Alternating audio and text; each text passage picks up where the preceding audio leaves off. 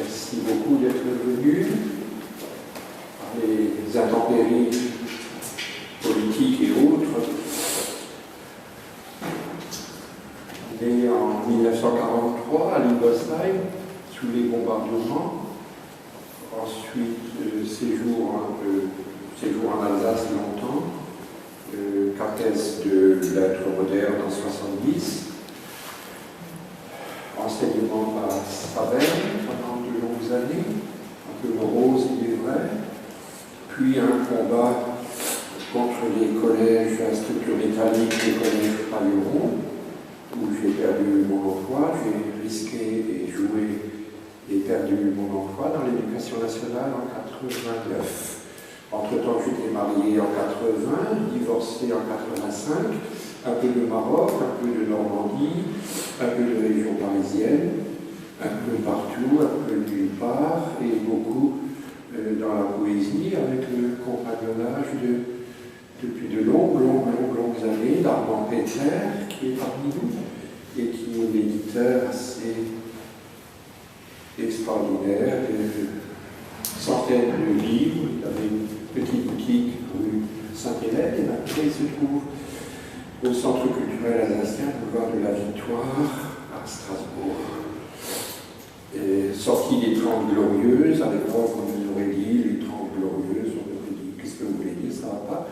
On était dans un état de normalité qui est simplement normal, et aujourd'hui on nous dit qu'on était glorieux, alors qu'on tombe dans une difficulté énorme. On va être obligé de voir, on va être obligé de regarder, on va être obligé d'assister, et ça recommence. Pardon, sans vous plomber.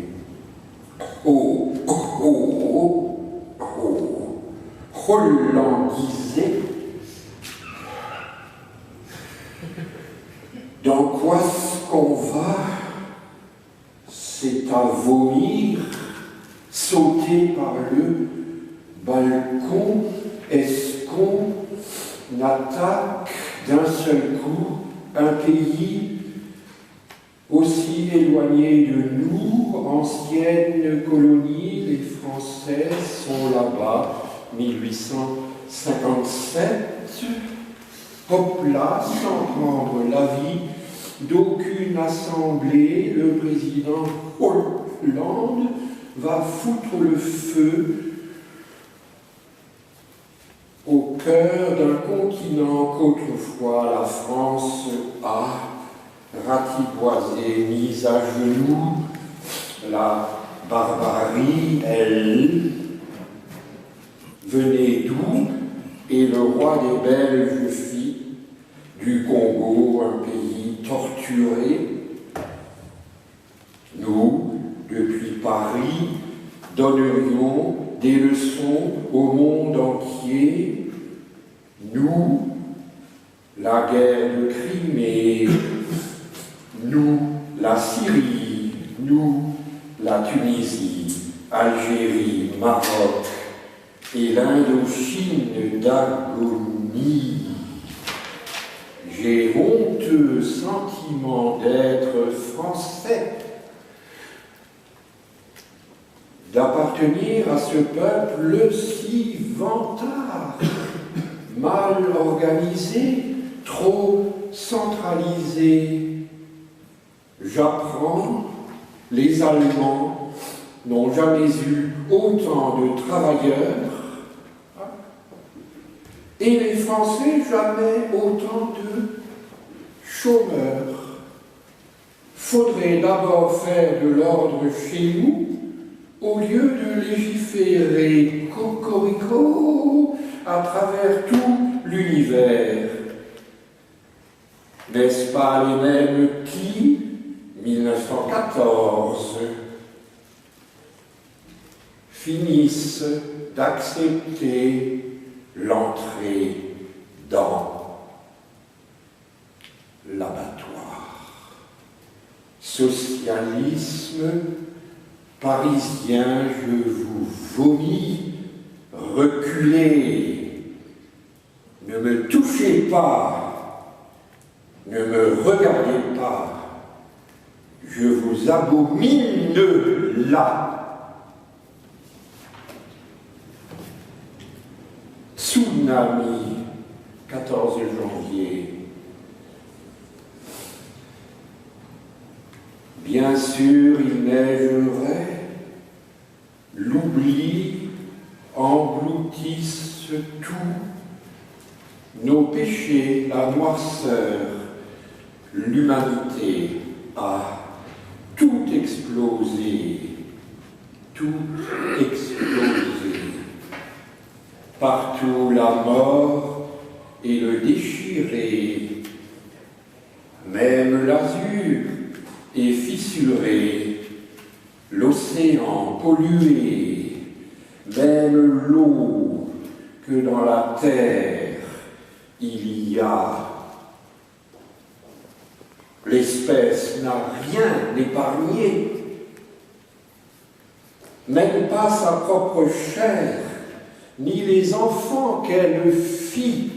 7 millions d'enfants tous les ans, UNICEF, Abribus meurent tous les ans. 7 millions d'enfants, l'équivalent de la Shoah, tous les ans. Ni les enfants qu'elle fit. Tout a été ravagé, corrompu, mal expliqué. Tout tombe vers le bas. Tout s'anéantit. L'industrie follement a proliféré. L'univers est-il bancarisé? La jeunesse n'a plus rien, même pas l'espoir. L'air est gravement vicié. Le climat se détraquera et les banquises réduiront. Le désert mangera plusieurs continents. Tout s'en va vers l'affreuse perdition et la malédiction nous prendra. L'énorme tsunami déferlera. Nous étions prévenus, mais le goût de la mort était trop grand. Nous étions aspirés par le néant. Nous ne réagissions pas. L'appareil tombera qu'un 17 janvier. Comment tout cela finira-t-il? On voit très bien le chaos qui, derrière l'horizon, s'accumule vers nous et rien n'a lieu. On dirait que le pouvoir politique s'est totalement dilué. Je n'ai pas d'enfant, donc d'ici 10 ans ne souffrirai plus.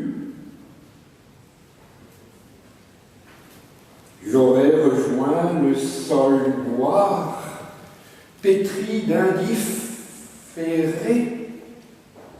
Il n'était même pas foutu de gouverner en père de famille. On dirait que l'avion n'est plus dirigé, qu'il est piloté par un homme mort, aveuglé, décharné, demi-fou, assis devant le ciel, à ne rien faire que dormir et broyer du noir. Derrière lui, on entend respirer 1 milliard de pauvres gens attachés au fauteuil, garrottés, ils non, disent-ils, pas le choix. On entend l'avion décliner, il tombera d'ici quoi?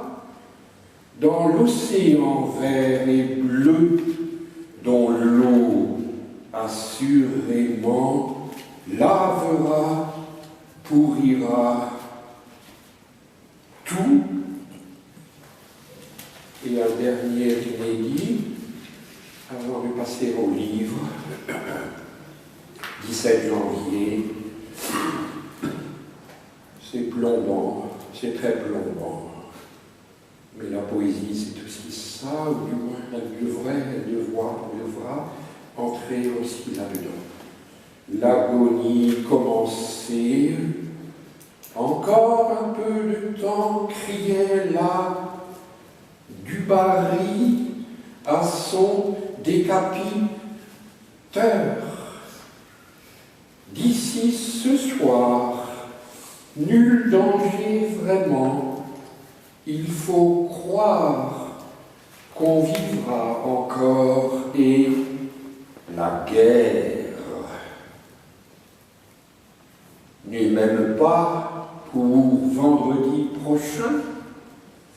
Je n'ai qu'à me musser dans mon petit coin, la loggia vernissée de l'Opéra Café. Si tout ne va pas trop mal, j'y serai encore d'ici 2 ou 3 années. Ni cancer, ni SAMU, et les émeutiers ne m'y dénicheront pas. J'y terminerai l'immense canevas qui vous aidera, ô peuple finissant que nul n'aura le cœur de consoler. Il faudra quel courageux chant pour vous aider un peu dans l'agonique déclin qui va d'ici peu envahir tous les continents. Ah, quand donc l'universel sursaut, quel témoin s'est tombé sur moi? Ô Hiroshima, j'ai grande pitié de vous. À quand le sursaut?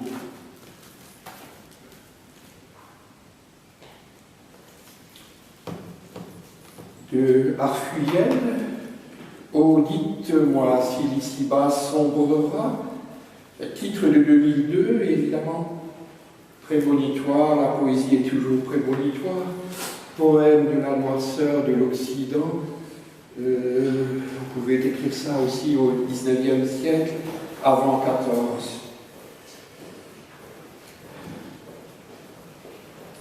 Sur le fait qu'au fond rien ne se passe quand vous vous promenez comme moi, presque professionnellement, toute la journée, un peu obsessionnellement, il est vrai, à Strasbourg, des milliers de fois, vous ne voyez rien, il ne se passe rien, il y a de belles choses, et calme matinée.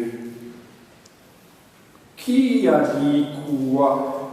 Et qui a dit que les hommes tuaient les enfants, les vieillards, que l'homme n'a ni bonté ni compassion, et qu'il met toute la terre à feu et à sang? J'ai jamais vu d'assassinat, ni de guérilla dans les rues, ni viol, ni rien de rouge. À Strasbourg, tout le jour, je vois rien qui bouge, rien qui saigne ni crie, tout est calme, plat, tout s'en va vers midi, pas à pas, et les ouvriers de la compagnie du citron, agenouillés, font du fil à fil, car le pavé de la rue Pierre-Bûcher n'a plus ni âme ni corps. Avec minutie, les voilà qui, à petits coups de maillet, refont le sol de l'ici-bas. Ce matin, nul n'est malade ni fou, et je crois que les médias n'ont jamais parlé du calme profond qui, parfois, envahit le quartier à ras du sol. Ô vieille terre, je m'accroche à toi de tous mes pauvres bras.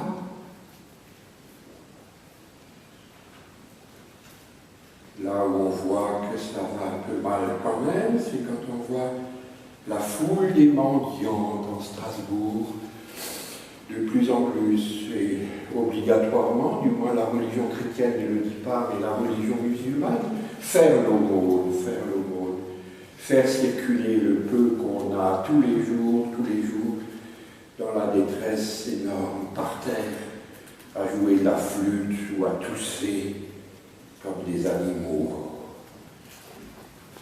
De la pitié, pluvieux troupeau d'Allemands autour de la maison Camerzel, on lève les yeux vers le phare de l'Occident, tour de Babel dont la folie n'a pas d'équivalent sur la terre.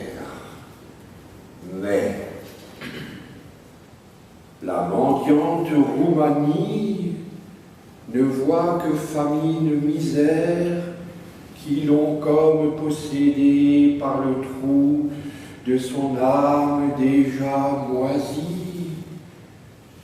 Elle a deux vieilles béquilles qui la tiennent debout, et la cloche va et vient entre supports de bois, on dirait suppôt de Satan. Va-t-elle jamais se sortir de tout cela qui la cloue au pavé de la cathédrale? Milliers de bourgeois n'ont pas la moindre pitié, ils ne voient même pas la désespérée,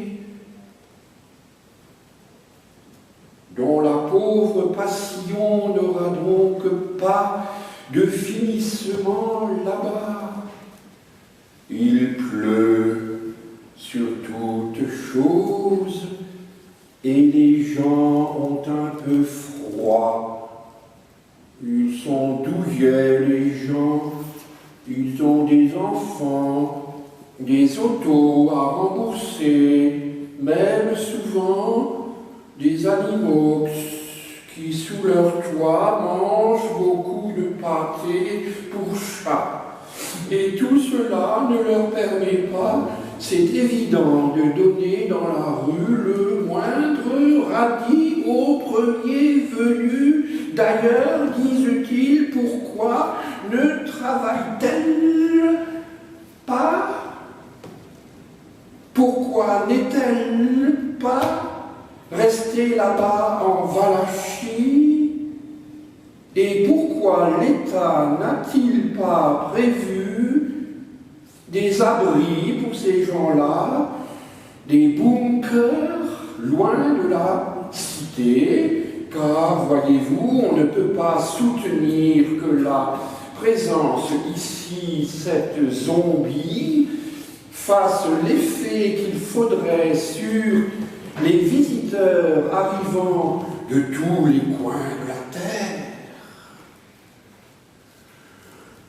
Notre cœur est-il donc devenu la citerne sans eau qui, dans les déserts, ne sauvera pas le voyageur égaré parmi les cauchemars et les fils barbelés d'une rapacie? cité qu'on n'abolira plus.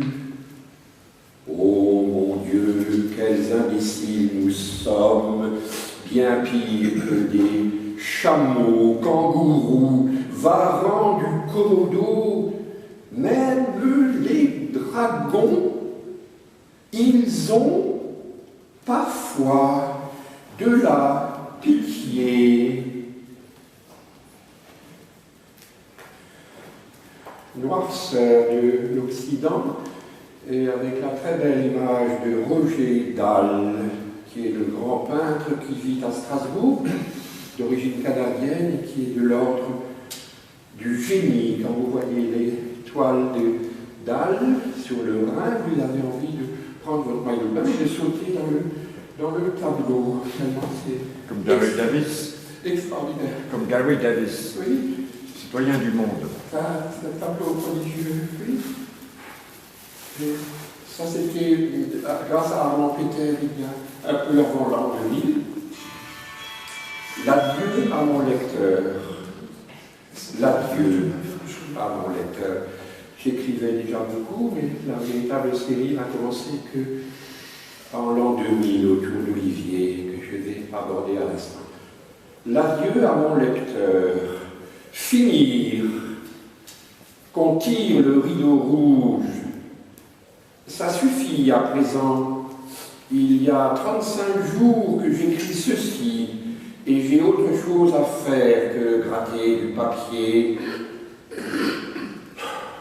Je dois vivre, m'occuper des miens, ranger mes affaires, laver la vaisselle, m'amouracher, retrouver ma carrière de professeur, injustement radié à vivre à la République française. Qu'arriva-t-il à Sainte-Aimée? Ce jour-là, c'était la Sainte-Aimée, au masculin. On dit que né à Grenoble, vers 565, Aimée passa les dernières années de sa vie dans une crevasse où des gens lui descendaient sa nourriture. Cette Aimée-là me fait penser au vagabond qu'à Chaumont-sur-Vexin, j'ai rencontré à demi enterré. Il avait fait une hutte dans la terre, il avait recouvert avec des branches et il vivait là-dedans. C'était en 85 ou 6. Il doit être depuis longtemps mort depuis, et maintenant il est sans doute enterré dans la cabane. D'ailleurs, on s'en fout. Rousseau, l'homme a sur l'homme le regard d'un étranger. L'homme a sur l'homme, je cite de mémoire, le regard d'un étranger. N'oubliez pas, nous sommes d'anciens anthropophages. On met pas ça sur la carte de visite tous les jours. J'ai trouvé un bouquin sur les génocides commis par l'humanité depuis la préhistoire. J'ai lu le chapitre 9, Hitler et l'industrie. L'industrie du meurtre collectif. L'historien écrit que, premièrement, selon les calculs sérieux, 7 820 000 personnes passaient par les camps nazis et seulement 700 000 survécurent.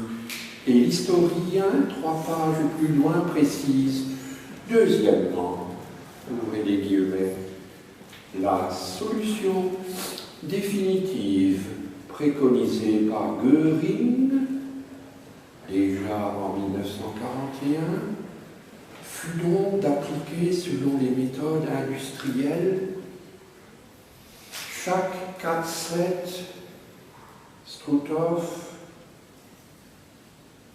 chaque 4-7 devait rendre compte de son véritable bilan de productivité. Des blâmes étaient adressés aux commandants qui n'avaient pas pu atteindre les normes fixées. Tel fut le cas du 4-7 de Belzec, du 4-7 Treblinka, du 4-7 Sobibor, qui ne purent jamais dépasser le total de 15 000, 20 000 tués par jour. C'était trop peu. Au secours, il n'y a pas de secours, ni recours, ni concours, ni parcours. Mais il y a notre discours sur tout cela qui nous écrasera. Et voici que dans le désespoir le plus plat, j'écris la dernière ligne de ce livre-ci, assis place Kléber, sous les médaillons de Mozart et de Bach. Lundi soir, 22 septembre 97, à Strasbourg-sur-le-Rhin, même je n'y vois plus du tout, car le jour est parti pour toujours. Noirceur de l'Occident.